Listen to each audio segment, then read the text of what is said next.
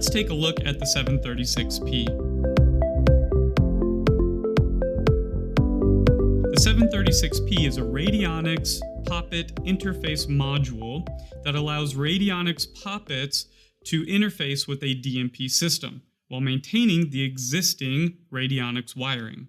The 736P is a supervised module that can connect to either the DMP keypad bus or the LX bus. When installed on the keypad bus, it will support up to 32 zones.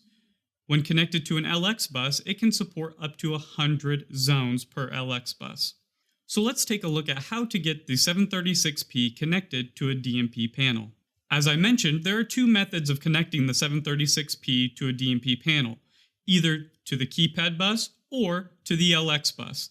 Let's take a look at how to connect it to the keypad bus first. On the 736P, there's a set of pins. These pins designate whether you are installing the module on the keypad bus or the LX bus. So since we're starting with the keypad bus, we want to set that jumper to the lower two pins to designate it for keypad bus installation. You will then wire from the keypad bus of your DMP panel and plug that into the DMP bus header of the 736P. The 736P will then need to be wired out to your ZoneX module. When wiring to the ZoneX module, you do need to designate whether this is a 63-point ZoneX module or an expanded 119-point ZoneX module. You will do that by using the other set of pins that are available on the 736P. If you're using a 63-point ZoneX module, make sure the jumper is on the top two pins. If you're using a 119-point expanded ZoneX module, make sure that the jumper is on the bottom two set of pins. When wiring from the 736P to your POPIX module, you will use the terminals that are labeled aux, ZX, DOUT, and COM. So these are your data terminals going in between the POPIT module and your 736P, provides all of that data communication and allows us to pull in all of these zone tables from the POPIX modules. Once you have all of that connected, you quite simply need to just match the addresses of your POPIT modules to the corresponding zones. Once you have that all figured out, you just program in your DMP zone in zone information like you normally would.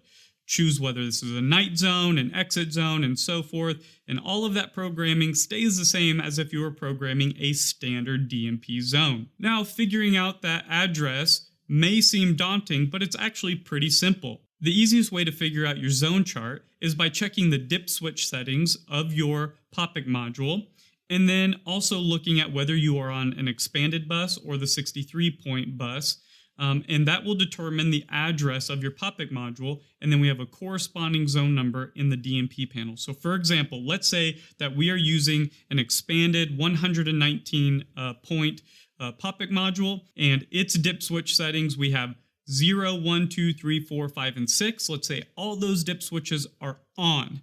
That is going to be address number 9 of a POPIT module. That will then correspond to being zone 500 if you're on LX bus number 1. It would be zone 600 if you're on LX bus number 2, 700 if you're on LX bus number 3, and so on.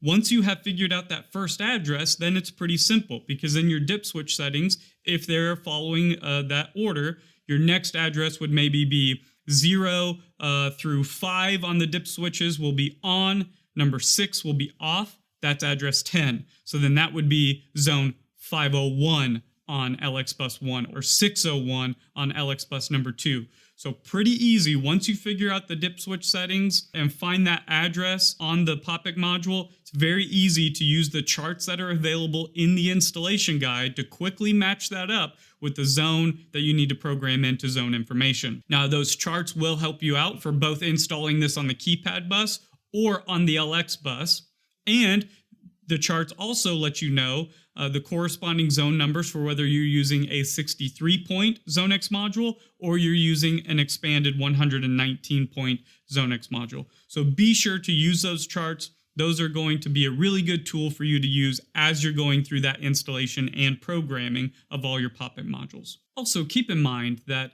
we do recommend using either 18 gauge or 22 gauge wire as you're connecting the 736P to the DMP panel, and we also recommend using that 18 gauge or 22 gauge wire in between the 736P and your Zonex module as well. So keep that in mind. Now, some other important information as you're doing this, there is a compatibility chart for the modules that are compatible with the 736P. So the compatible devices are the D8125 POPIT Zone Expander, the D8128A OctoPOPIT, and that's your 63-point bus, and then your D8128C, and that's also a 63-point or 119-point bus. So those are your compatible modules. So make sure that as you're going to take over that bus, that you are using the appropriate modules. If you are using the appropriate modules, as I mentioned, being able to use the zone chart tables that we have, those are going to be a great tool. Now, once you have installed and programmed everything, make sure that you're taking advantage of the tools that are inside the DMP panel to help you test that. One of the great things that you can do is you can actually go into the walk test and put your panel into the walk test and go open and trip all of your zones, and the keypad will identify whether it recognized that zone or not. So that's a great tool for you and your teammates to use as you're installing and testing the system. Now, another great tool that's built into the DMP XR series is the Zone Finder option in diagnostics as well. This will help you find zones that are talking to the panel that maybe you haven't programmed in yet. So that's a really useful tool as well. If you're having trouble identifying the appropriate address or zone number, you can actually go into that zone finder and it will tell you what zone numbers are talking to the panel. You can program those in, get that all talking to the panel, and you can identify that and make sure that those are correct, and then use your walk test, as I mentioned, to go and test the full system. So as you can see, the 736P is a pretty easy module to get connected to the DMP system and a great tool to help you take over those existing devices that are out in the field and not have to waste any time replacing all of those devices. For more information on the 736P, feel free to check it out at dmp.com.